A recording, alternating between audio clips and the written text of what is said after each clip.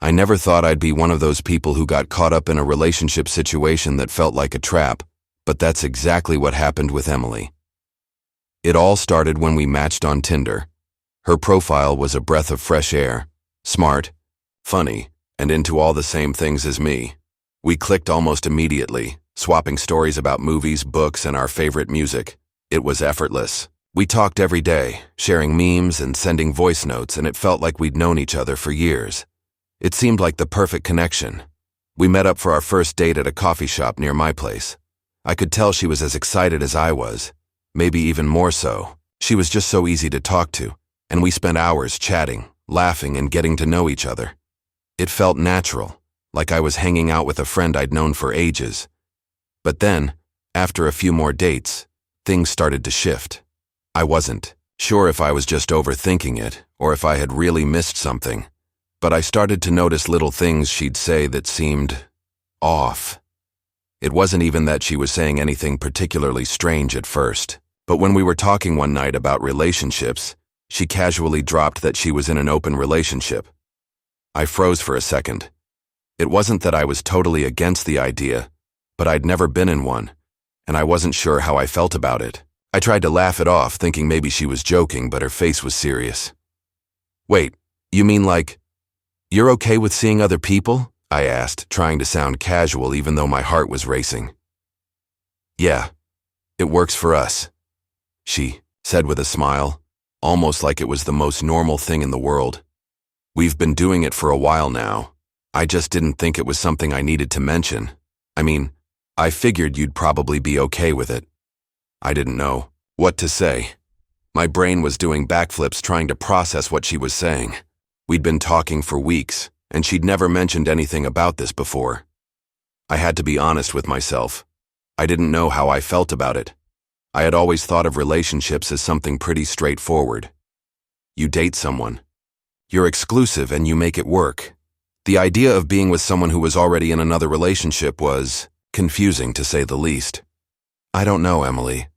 I mean, I've never been in an open relationship before," I admitted, feeling a little uncomfortable. "I'm not sure I'd be cool with it. It's just not something I've ever really thought about." She didn't take it badly, but she definitely didn't like it. She tilted her head and looked at me like I was some kind of naive kid who didn't understand how the world worked. "You know, it's actually really freeing," she said, leaning in a little. "You should try it. You'll see how much easier things can be. No pressure, no expectations. I mean, don't you think it's a little outdated to think everything has to be so traditional, like you're not missing out on anything by exploring other options?" I could feel myself getting pulled into something I didn't fully understand. I didn't want to seem like I was judging her, but everything in me was screaming that this was just not for me. But I didn't know how to back out of the conversation without looking like I was completely freaked out. I tried to change the subject, but she wasn't letting it go. "Seriously, you should think about it," she insisted. "It's so liberating. Like, I can be with whoever I want and it doesn't mean anything less with my main partner. Why? Wouldn't you want that kind of freedom?" I was getting more and more uncomfortable. It wasn't just the idea itself that was throwing me off. It was the way she was pushing it on me. I had thought this was something we'd figure out together, but instead, it felt like she was trying to convince me to join her in something I wasn't ready for. She wasn't asking for my opinion anymore. She was just telling me what I was missing out on. And it felt like I was being sold something I didn't want to buy. "I don't know, Emily. It's just not for me," I said finally, trying to stand my ground.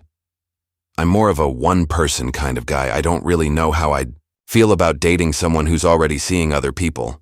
But instead of backing off, she just smiled and shrugged. "I get it. You're just a little too traditional. You'll come around. I mean, it's not like I'm asking you to jump in with both feet right away. Just think about it. You'll see that it's not as big of a deal as people make it out to be." The conversation felt like it was slipping through my fingers. I wasn't sure if she was trying to convince me for my sake or for hers, but either way, I started to feel more and more like I was just the audience in her story, not an active participant. Every time I tried to express my discomfort, she'd brush it off, telling me I'd learn, or that I was being old-fashioned. Over the next few days, she kept pushing the idea, texting me articles about open relationships, sending me memes about free love and modern relationships. It felt less like a conversation and more like a sales pitch. I started to feel like I was being manipulated, like she was trying to guilt me into agreeing with something I wasn't comfortable with. The more she pushed, the more I felt like I was losing control of the situation. She wasn't hearing me anymore. It was like she thought I was just a person who needed to be fixed or educated on what she saw as a better way to live. The breaking point came when I told her that I wasn't interested in pursuing this kind of relationship. I told her that I respected her choices, but I wasn't the right person for it. Her response shocked me. She didn't just accept it. She ghosted me. Completely disappeared from my life, no explanation. The messages stopped, the memes stopped, and even her friends who I'd met a few times seemed to be ignoring me. I thought maybe she just needed some time to process things, but days turned into weeks, and I realized she wasn't coming back. It wasn't until a few weeks later that I heard from one of her friends. Apparently, Emily had been telling everyone that I was too insecure to handle an open relationship, that I was stuck in the past, and that I couldn't accept the new way of dating. I couldn't believe it. I didn't want to be the one who made her feel bad, but I also wasn't about to pretend that I could get on board with something that didn't feel right for me. It felt like I'd been manipulated, pushed into a corner and then discarded when I didn't fit the mold she wanted me to. Looking back, I don't know if I could have handled it differently. Maybe I could have confronted her more directly or made my stance clear sooner. But at the time, I didn't want to lose her, even though I was uncomfortable with what she was asking me to accept. In the end, I realized that she wasn't looking for a relationship. She was looking for someone who could fit into her very specific lifestyle, and when I didn't, I was just another person she could dismiss.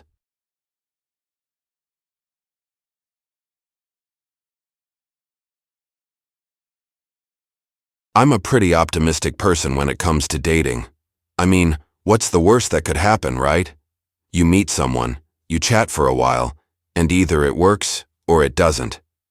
That's how I thought about it when I matched with Ben on Tinder. He seemed perfect.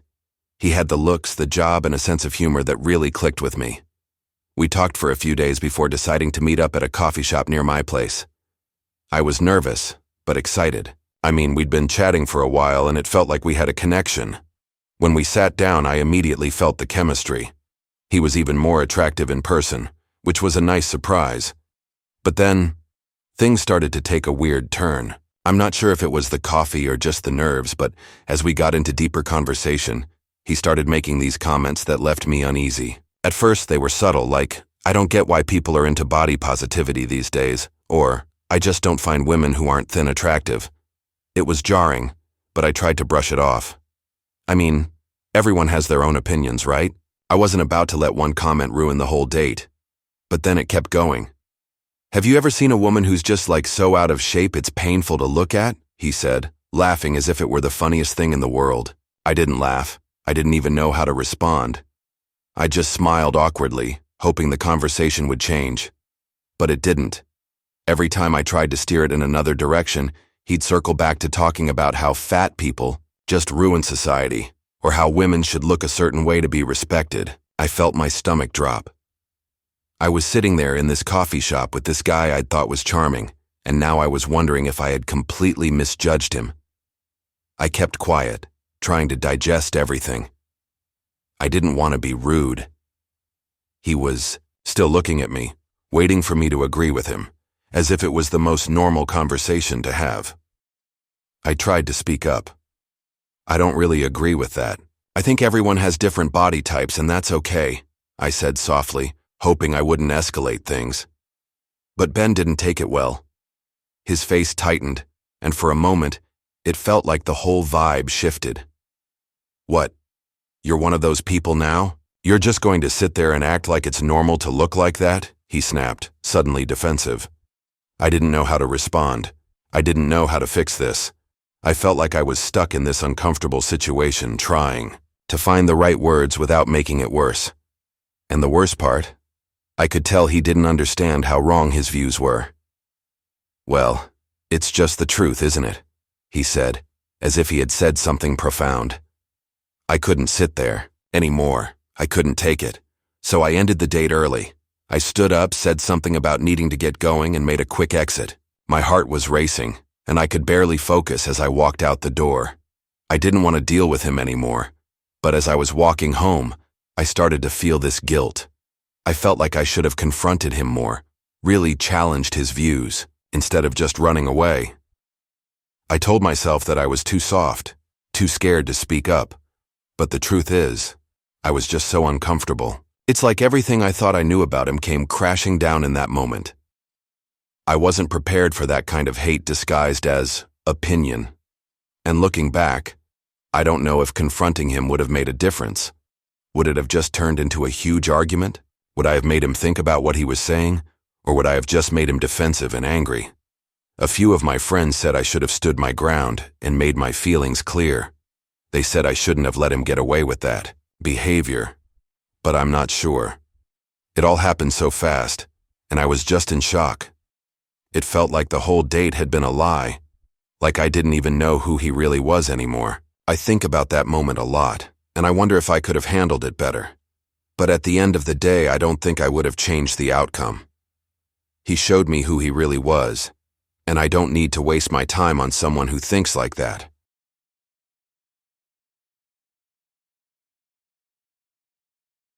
I've never been the type to judge people based on their past, but when I met Tom, I started to question if there were things that were just too much to overlook.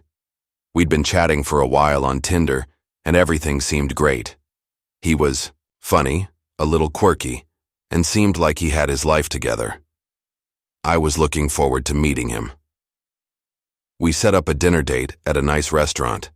When I walked in and saw him, I immediately felt at ease. He was as charming in person as he was over text, and I thought to myself, this could really be something. The first part of the evening went well. Great food, casual conversation, a few laughs. It was easy, nothing forced, just a nice, simple dinner. But then as the evening wore on, the topic of relationships came up. He mentioned that he had recently come out of a long relationship. I didn't think much of it at first. People go through breakups all the time, right? What caught me off guard was when he started talking about how hard it had been to trust anyone since then. I don't know, I just feel like women always have these hidden agendas, he said, sipping his wine. I mean, my ex was so manipulative. She'd say one thing and then do the complete opposite. It's like they all play games, you know? I wasn't sure how to respond. I tried to keep the conversation light, but I could tell this was something he felt strongly about. I'm sorry your ex treated you like that, I said. But not all women are like that, right? He shook his head, clearly frustrated. No, they are.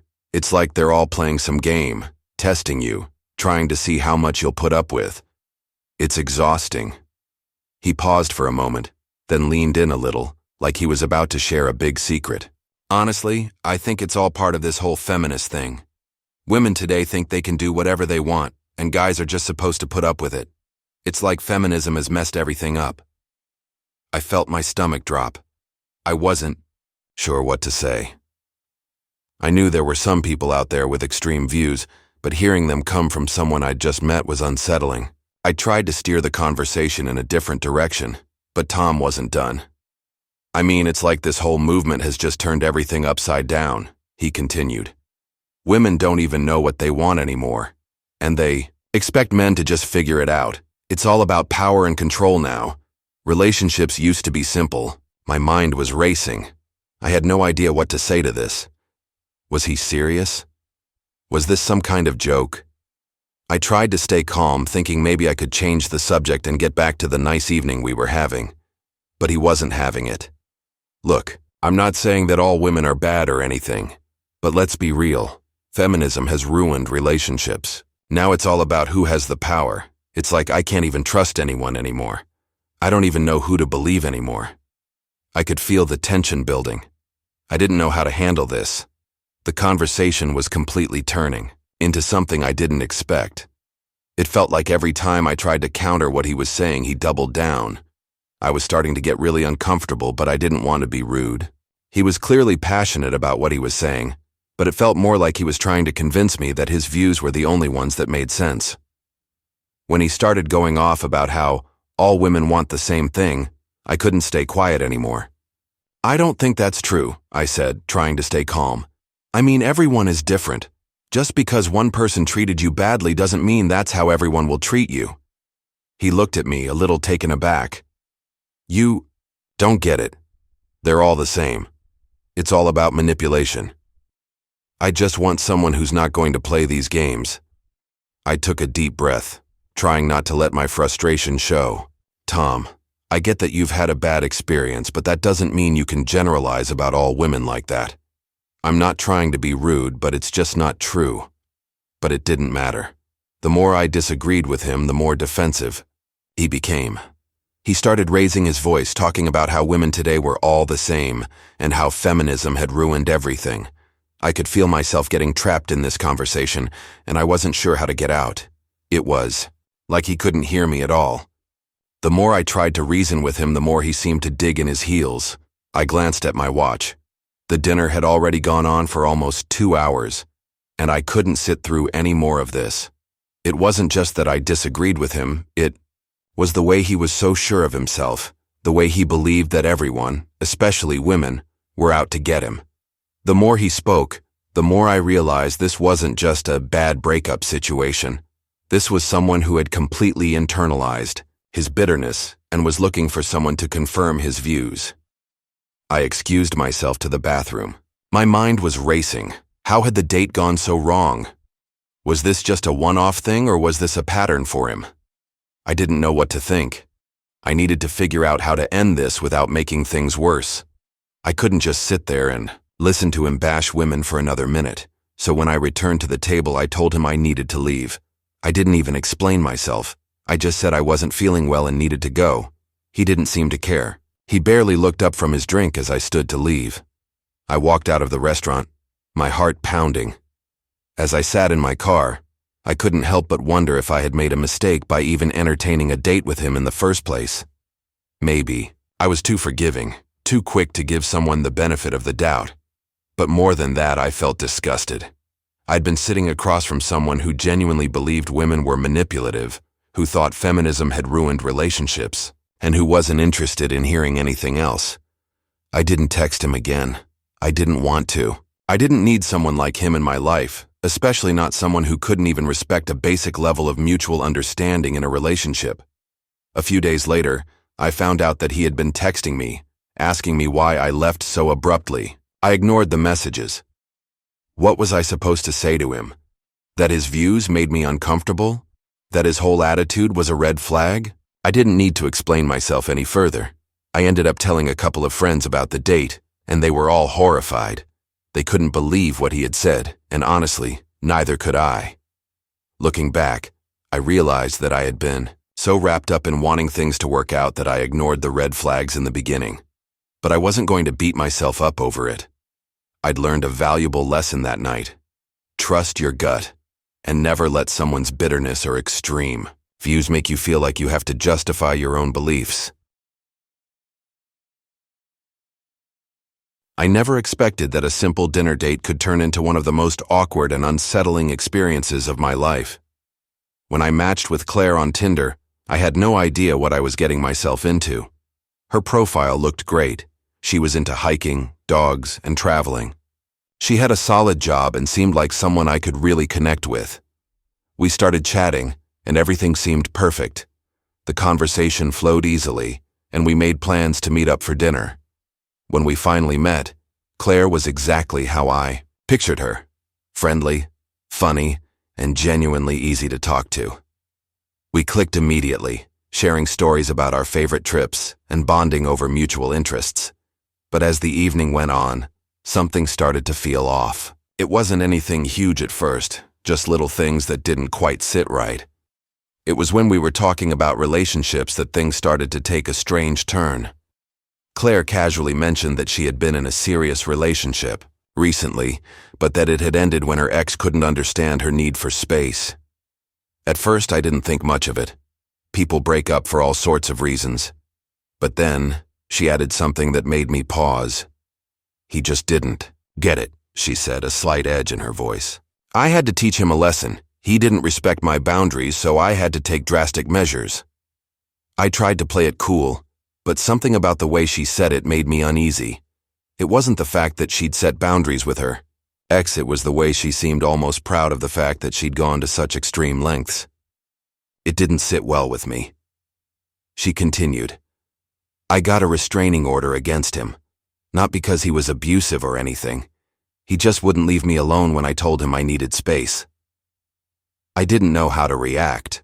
On one hand, I understood the need to establish clear boundaries in a relationship, but on the other hand, something about the whole situation seemed off. It wasn't like she was talking about it with any remorse or regret. In fact, she seemed almost proud of the fact that she had taken such a drastic step. It didn't help that the more she talked about it, the more I got the feeling that she enjoyed the power she had over the situation. As the night wore on, Claire kept bringing up her ex, almost like she was trying to make sure I understood that she had control of the situation. She would drop little hints about how she had played the game and had come out on top. It was clear that this was something she wanted to make a point of, but I couldn't help but feel that there was something strange about the way she was framing the whole thing. At one point, she even mentioned how she had been teaching him a lesson by distancing herself, as though the restraining order wasn't just a legal step, but part of a larger plan to assert her control over the relationship. The more she talked about it, the more uncomfortable I became. I didn't know how to respond without sounding judgmental, but I couldn't shake the feeling that she was manipulating the situation to make herself seem like the victim. After a while, I couldn't take it anymore. I had been nodding along and trying to be polite, but my mind was racing. I started wondering if this was all some kind of red flag. Could she be someone who liked to play the victim, even when she was the one causing the drama? Or was she just really into the idea of having control over her relationships? Either way, I wasn't sure I was comfortable being around someone who seemed so focused on power dynamics. At the end of dinner, Claire sent me a text thanking me for the evening. She said she was glad I hadn't judged her for her past and that she appreciated how understanding I had been. I didn't know how to respond. I didn't want to be rude, but at that point, I was feeling more and more like I had just been manipulated into thinking I was the one at fault for not accepting her lesson. It was as if she had been waiting for me to give her validation for her actions, and when I didn't respond the way she wanted, she pushed harder. I didn't text her back right away. I needed some space to think. Over the next few days, I kept replaying the night in my head. Could I be overthinking this? Was I just being paranoid? It wasn't like she had been openly aggressive or abusive. She had been polite, charming even. But there was something about the way she talked about her ex, the way she seemed to take pleasure in the fact that she had manipulated him into a corner, that didn't sit right with me. The more I thought about it, the more I started to realize that I didn't want to be with someone who enjoyed playing mind games or who took pride in manipulating situations for their own benefit. I wasn't looking for someone who saw relationships as a game of power or control. I wanted someone who valued honesty, respect, and mutual understanding. It was hard for me to let go of the idea of Claire. She had so many qualities that I liked. She was smart, funny, and seemed to have it all together. But when I looked at the situation objectively, I realized that I couldn't ignore the red flags that had been flashing the entire time. Maybe I was too caught up in the idea of what could be, but in the end, I had to listen to my gut. I ended up texting her a few days later, telling her that I didn't think we were a good match. I didn't go into details about the restraining order or how uncomfortable I had been with her comments. I just told her that I didn't feel a connection and that it was best for both of us to move on. I felt bad about it, but I knew it was the right thing to do. She didn't take it well. She texted me a long message, asking why I was being so dismissive and accusing me of judging her based on her past. It was clear that she didn't understand where I was coming from, but at that point, I was done explaining myself. I had tried to be understanding, but I couldn't keep pretending that everything was fine when it clearly wasn't. Looking back, I realized that I should have paid more attention to the signs from the start. I shouldn't have ignored the discomfort I felt during dinner, or brushed off the way she talked about her ex. In relationships, it's important to recognize when someone is trying to manipulate the narrative or play mind games, even if it's subtle. It's easy to get caught up in the idea of someone being perfect on paper, but if they're not treating others with respect or taking responsibility for their actions, it's never going to work.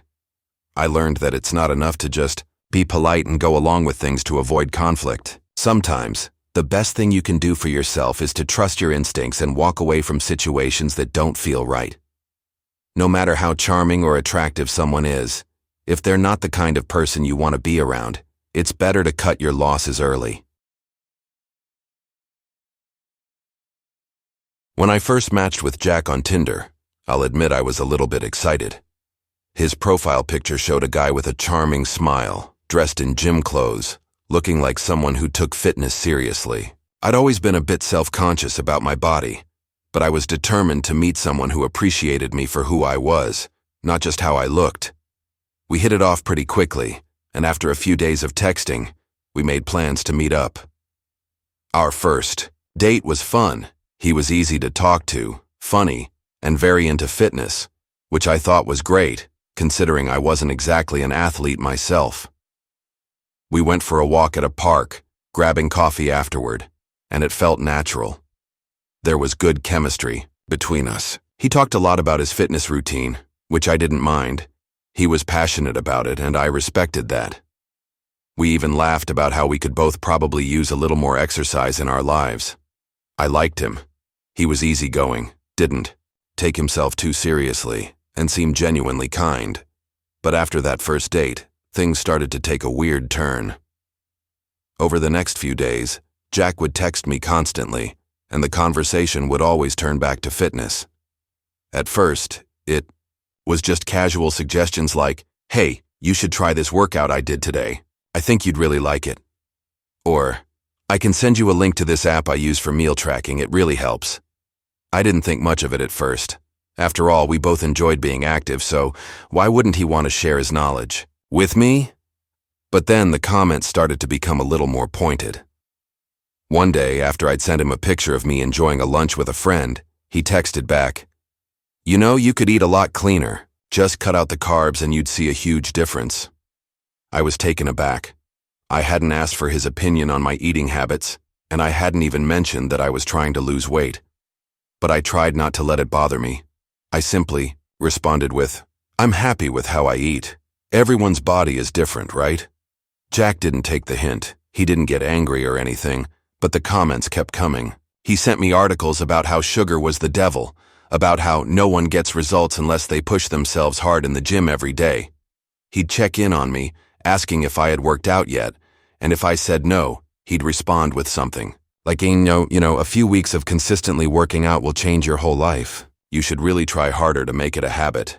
At first, I brushed it off, thinking maybe he was just really into fitness and wanted to share his enthusiasm. But as time went on, I started to feel more and more like he was criticizing me, or worse, pressuring me. It wasn't just about fitness anymore. It was about my body. And it seemed like he was only interested in me because he thought I could be better. One day, after we'd been seeing each other for a couple of weeks, Jack invited me over to his apartment to hang out. When I got there, we were sitting on the couch, talking, and he brought up my eating habits again. I was tired of it by this point, so I just said, "Honestly, I'm happy with my body and I don't want to obsess over it." He stared at me for a moment and then said, "But you don't realize how much better you could look if you just put in a little more effort. You're kind of selling yourself short, you know?" That hit me hard. I didn't expect it to sting as much as it did, but it felt like he was telling me I wasn't good enough as I was. I felt a wave of frustration and insecurity wash over me, but I didn't know how to respond. I tried to laugh it off, saying, "I'm happy with how I am, Jack. I think everyone's body is different and that's okay." But Jack didn't let it go. He leaned forward, as if he was about to share some big secret. "Look," he said, "I'm just trying to help you. I care about you. If you want to keep seeing me, I think you should focus on improving yourself. Being fit is the new sexy, you know?" I froze. The words hit me harder than I ever expected. The new sexy? Was he saying I wasn't attractive enough unless I looked like he did? I'd always struggled with body image issues, and this felt like a personal attack, no matter how he tried to justify it. It wasn't just about fitness anymore. It was about my value as a person, as if I wasn't good enough unless I looked a certain way. I stood up and said I had to go. He looked surprised but didn't argue with me, probably because he could tell something was wrong. As I left his apartment, I felt a lump in my throat. My heart was pounding, and all I could think about was how I'd let myself get wrapped up in this relationship with someone who clearly didn't accept me as I was. He didn't care about me, or at least he didn't care about me for who I truly was. He cared about what he could change about me. Over the next few days, I didn't respond to any of his texts or calls. I couldn't shake the feeling that Jack was more interested in controlling how I looked than in actually getting to know who I was. I thought about all the times he'd made comments about my body and how he had tried to push me into changing myself to fit his idea of perfection. He wasn't looking for a partner. He was looking for someone to mold into his image. Finally, after a few days of silence, Jack texted me asking why I had ghosted him. I wasn't sure what to say. Part of me wanted to scream at him, to tell him how his comments made me feel, how his constant critique of my body and my habits had hurt me. But another part of me just wanted to walk away and forget everything. I didn't want to explain myself or justify my feelings. So, I kept it simple. I don't think we're a good match, Jack. I'm not interested in trying to change who I am to meet someone else's standards. He didn't respond right away, but eventually, he sent me a long message about how I was being insecure and not living up to my potential. He told me I was wasting an opportunity to improve myself and live my best life. At that point, I realized that Jack wasn't going to see things from my perspective. He wasn't interested in a relationship based on mutual respect. He just wanted someone who would conform to his standards, someone who would buy into his idea of perfect. I didn't respond. I knew I was done with him. I wasn't going to let someone make me feel bad about my body or try to manipulate me into changing who I was. I wasn't going to let Jack's warped idea of what was sexy or perfect define my worth. That night I sat down and thought about everything that had happened. It wasn't just about Jack or his comments. It was about me, and how I needed to learn to accept myself for who I was, flaws and all. I realized that I was never going to be happy if I kept seeking validation from people who didn't appreciate me for who I truly was. Jack wasn't the right person for me, and that was okay. There would be someone who valued me, just as I was, and that person wouldn't try to change me. I knew I deserved better than this. Hey guys, thanks for listening in. Please hit that like button if you enjoyed. We're a new channel, so please smash that subscribe button and help support us. Thanks so much. Check out this story on screen now.